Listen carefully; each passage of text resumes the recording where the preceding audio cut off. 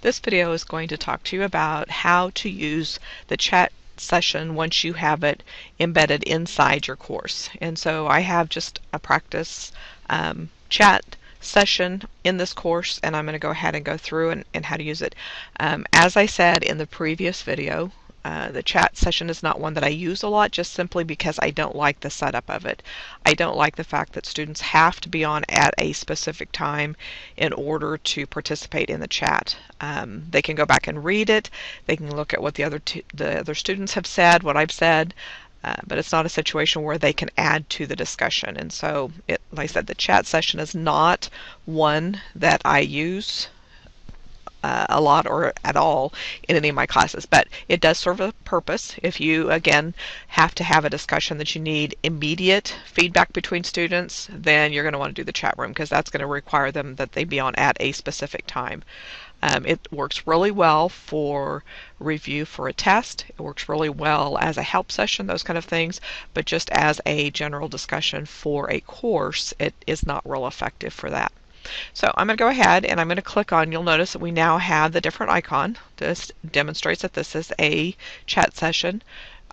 Click on the discussion for Unit 1 test. Then it comes up and it says click here to enter the chat now. So I'm going to click on that. When I do, this window comes up. It shows when I've entered, and it would show each time any student entered or left the chat. It's going to give you the exact time they entered and or the exact time they left. I come down here and I type in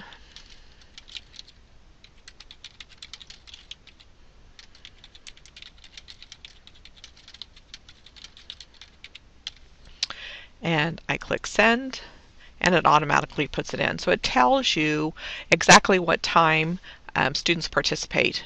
You cannot attach things in a chat session like you can a forum. And like I said, it's one of those that's not as easily to use as what a forum would be.